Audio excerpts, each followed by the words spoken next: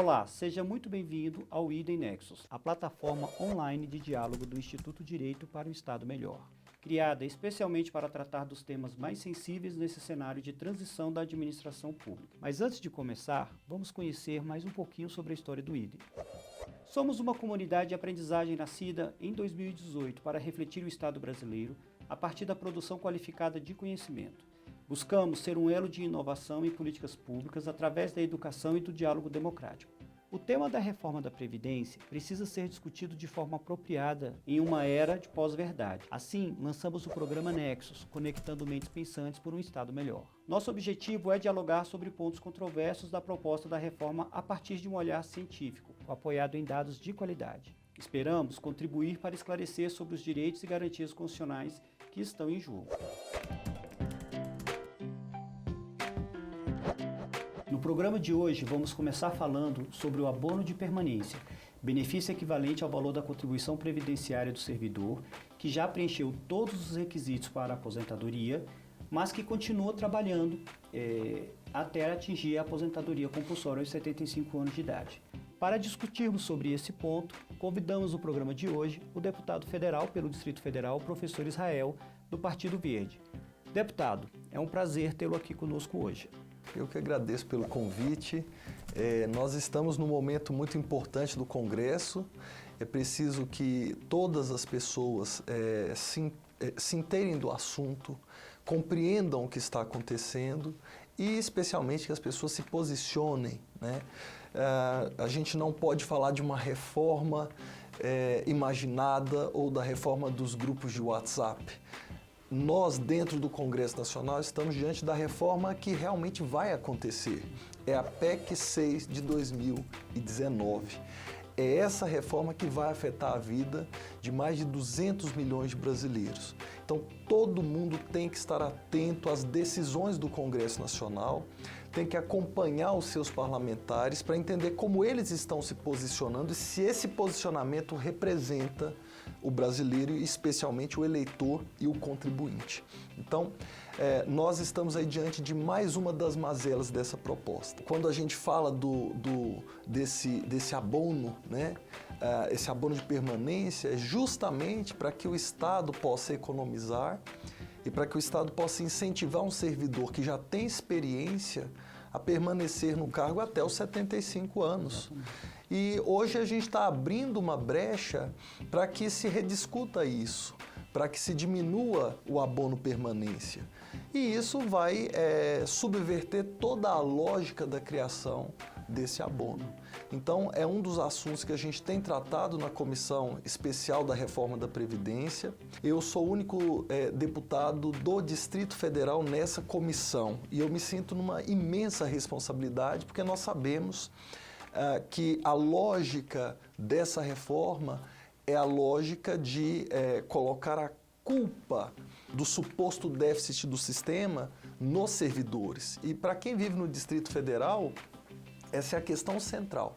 Por isso que eu estou apoiando as emendas que impedem esse tipo de ataque, esse tipo de retrocesso. A gente não pode deixar para os estados a decisão de manter ou diminuir o abono permanência, porque sem sombra de dúvida a decisão deles vai ser contábil, eles vão alegar dificuldades de orçamento e vão diminuir isso. Inclusive se aproveitando do servidor que muitas vezes quer permanecer e que vai fazer isso a qualquer custo. A gente não pode colocar todo o ônus em cima dos servidores. Isso é inaceitável e pode ser até ilegal, né? A gente sabe que todas essas medidas do governo podem ser, se acontecerem, podem ser passíveis de questionamento. Deputado, a gente tem informação de que o senhor é realmente o único deputado do Distrito Federal na comissão especial que está analisando e o senhor apresentou algumas emendas e eu gostaria que o senhor nos dissesse sobre essas emendas que o senhor já apresentou e sobre quais são os pontos que o senhor considera essenciais de mudança nessa proposta do governo. Olha, eu apresentei 6 emendas, 5 dessas emendas já estão tramitando e eu creio que a 6ª também vai tramitar. Das 5 emendas apresentadas, nós temos uma que trata da manutenção do regime solidário, impedindo esse sistema de capitalização, que, a meu ver, é o maior perigo da reforma. Nós estamos nos permitindo a uma aventura que não funcionou em outros países. Nós temos o exemplo do Chile, que é o mais gritante, né? Mas não vai funcionar no Brasil, especialmente porque ela gera um impacto financeiro imediato muito grande. Você mudar de sistema, de um sistema de repartição, ou como alguns gostam, um sistema solidário, para um sistema de capitalização, gera um custo. E esse custo, ele vai de encontro à argumentação do governo de que eles querem economizar imediatamente, senão o Brasil vai quebrar, né? Então, a primeira emenda é para evitar a implantação do regime de capitalização.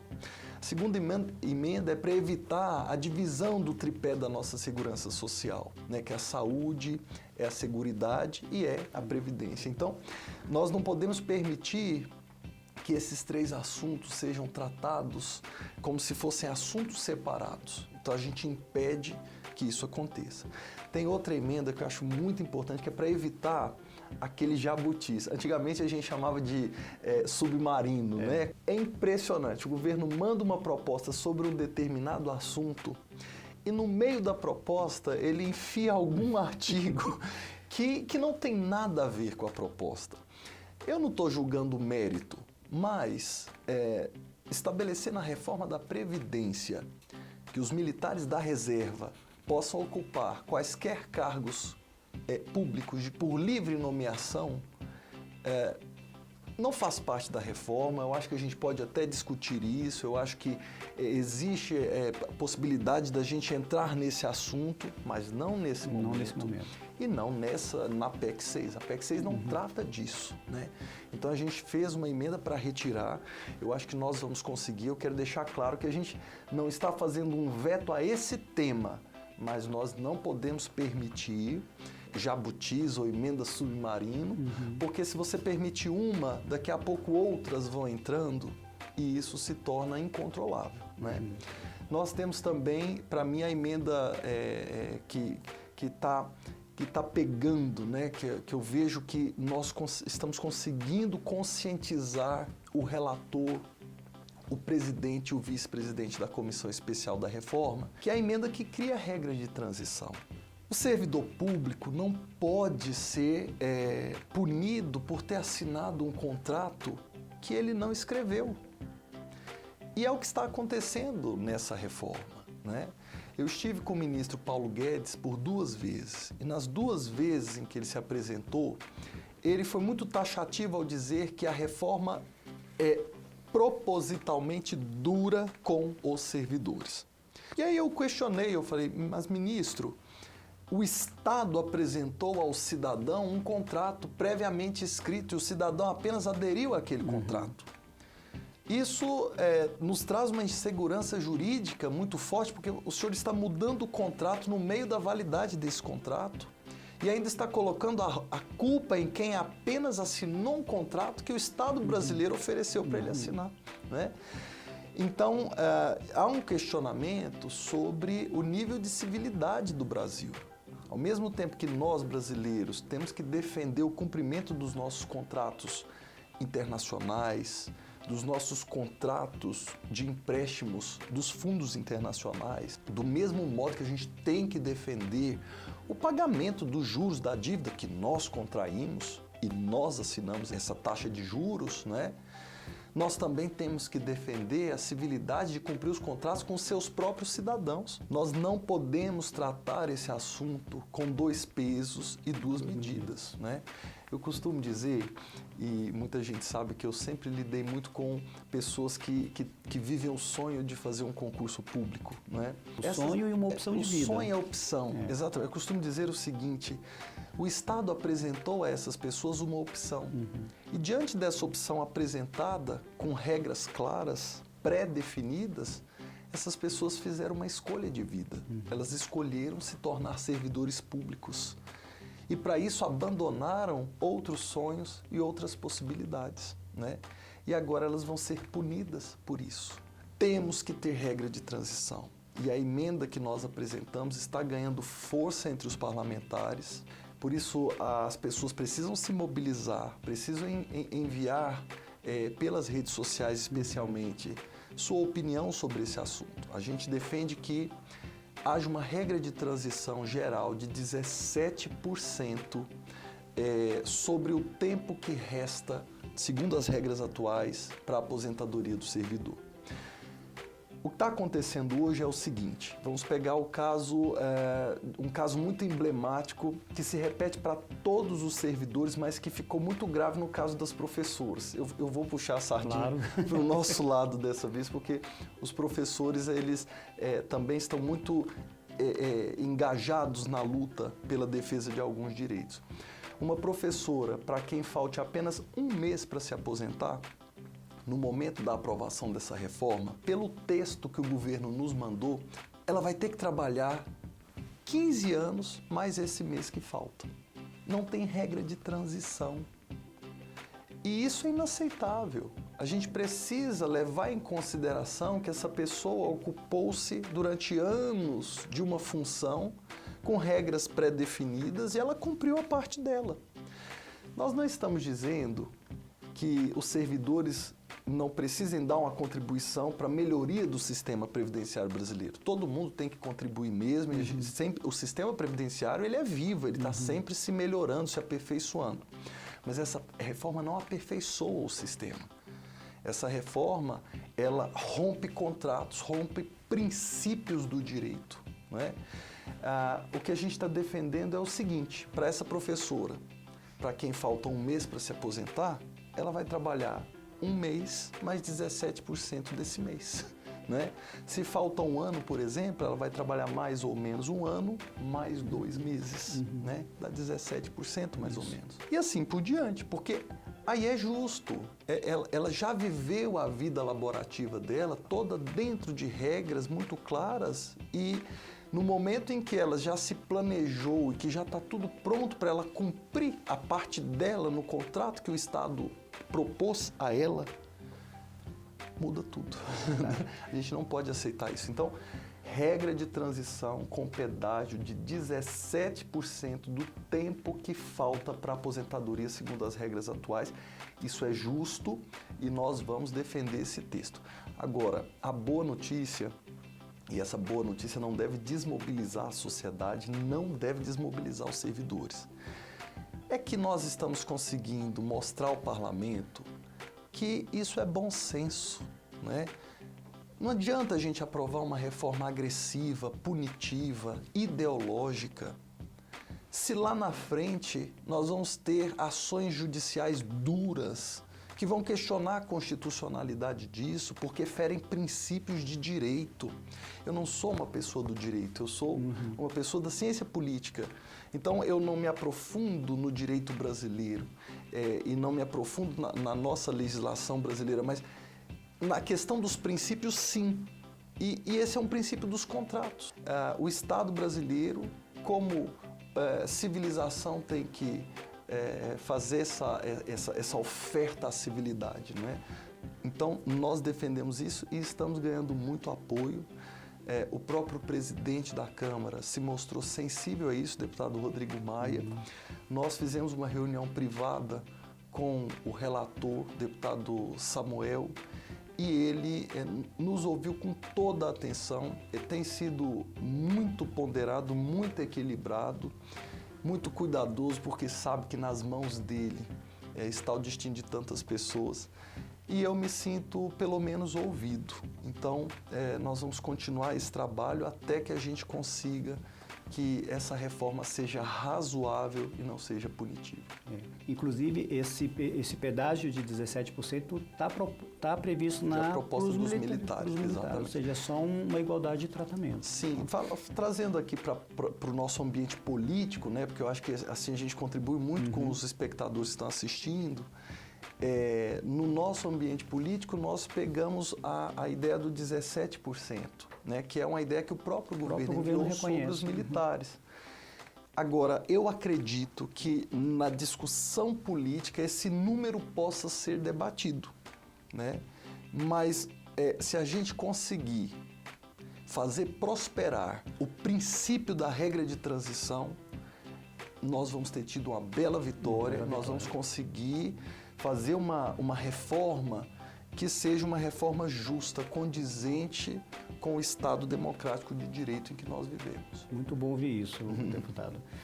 Esse gancho do abono de permanência, e juntando tudo isso que o senhor falou, a gente já demonstra que essa proposta realmente é uma proposta muito dura e é uma proposta que, ao que tudo indica, não tem um aspecto técnico dando substrato a isso tudo, né? Realmente parece, como o senhor disse, haver ali uma questão ideológica que trespassa todas essas propostas. E a gente trouxe, além dessa questão do abono de permanência, só para demonstrar a contradição da proposta, uma outra que são as contribuições ordinárias e extraordinárias. Ou seja, além das contribuições ordinárias, a PEC ainda permite a possibilidade do servidor vir a arcar com contribuições extraordinárias. E a gente lembra que já há decisões do Supremo Tribunal Federal, a de em 2010, em que o Supremo decidiu que há uma correlação entre o valor da contribuição que o segurado paga com o benefício. Inclusive, não se pode cobrar contribuição sobre determinadas parcelas que não repercutem no valor do benefício. Então, essa decisão do Supremo Tribunal Federal parece que não está sendo observada nessa proposta. Eu queria que o senhor também comentasse isso. Mais um dos pontos, né? Isso também é muito grave, porque permitir que os estados e municípios façam uma cobrança que não estará prevista no texto dessa reforma é muito perigoso. A gente não sabe o que pode acontecer. Isso leva os servidores a uma insegurança jurídica muito grande, uma insegurança econômica muito grande, e nós temos que evitar que isso passe, né? Eu tenho certeza que, se passar, nós vamos ter uma guerra judicial.